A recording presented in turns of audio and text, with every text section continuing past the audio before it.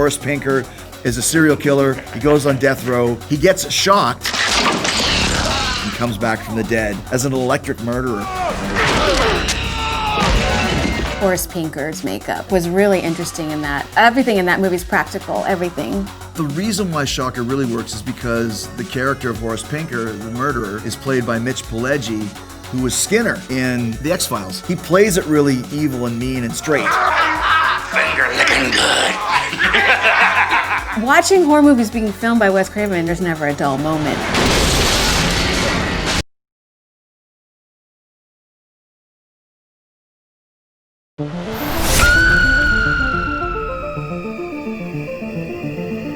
First there was Gremlins, then there was Ghoulies, and then there was Munchies, and then there was Hobgoblins. When you have a picture that's successful, people want to immediately rush out an imitation.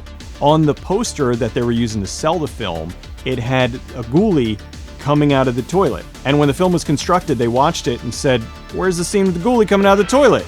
They said, "Well, we just did that for the poster." No. So they went back and reshot the scene with the ghoulie coming out of the toilet. And of course, that ties in with the tagline, Ghoulies, they get you in the end, literally.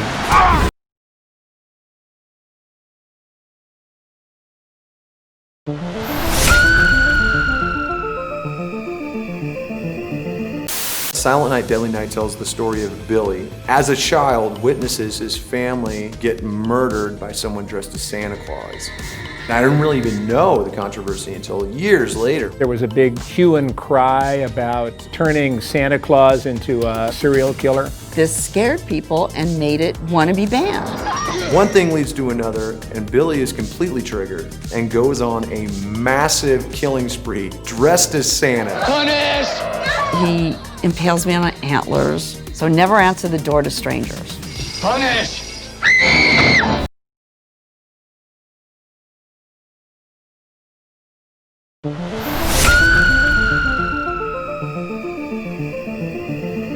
Vamp for me was trying to fit in. Hey guys, I'm psyched. Let's party. I was so stoked to meet Grace Jones. When Grace Jones came on the set, the air would change. The dance, none of us knew what to expect.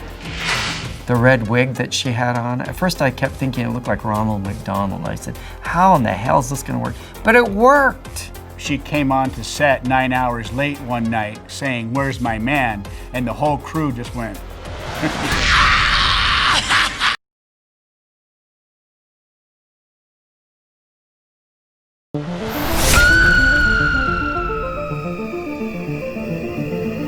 A group of people are watching a movie. We're watching the people watch the movie as they're watching a movie.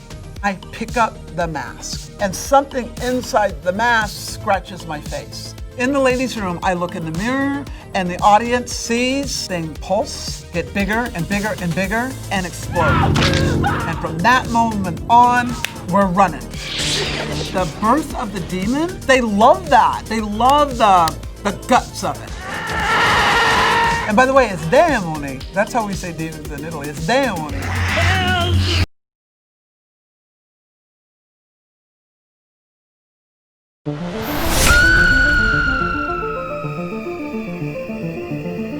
Jeffrey Combs appears as the comic book artist from the past, just to set up the whole story. Cellar Dweller? Really? That's how I got into Cellar Dweller. It's like, here's the monster. Write a movie called Cellar Dweller with this monster. That was Charles Band's way. More and more, as time goes on, I do meet Cellar Dweller fans. You write something and then you might just sort of shrug it off and not think about it for a few decades, and you find out that actually had a positive effect on somebody.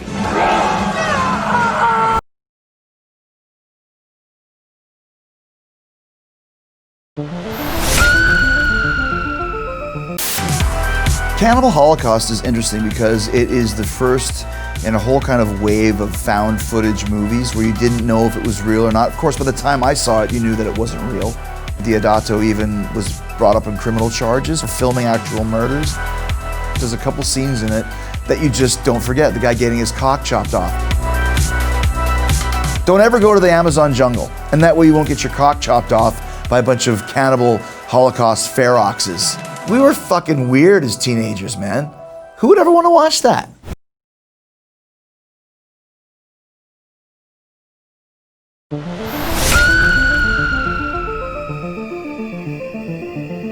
I'm playing Ricky the Santa Claus killer. I've escaped from the prison hospital. I'm wearing my brain cap, which is basically a clear salad bowl with a bunch of blinking lights with a rubber brain with a bunch of orange liquid swirling around in it. I liked gutting Tony from West Side Story. Did a couple of takes and he complained that I wasn't doing it hard enough. He challenged my manhood, I remember, basically, and so it felt. And so I didn't really, that got the Richard Beamer seal of approval.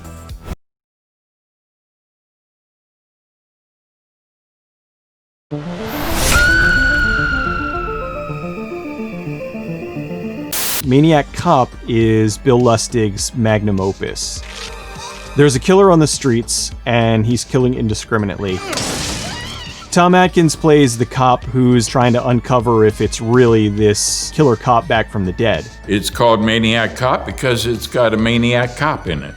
And it was my job to find him and to kill him. He killed me. Threw me out a window on top of a cab. Died. Ignominious. There you are, William Lustig. Nuts.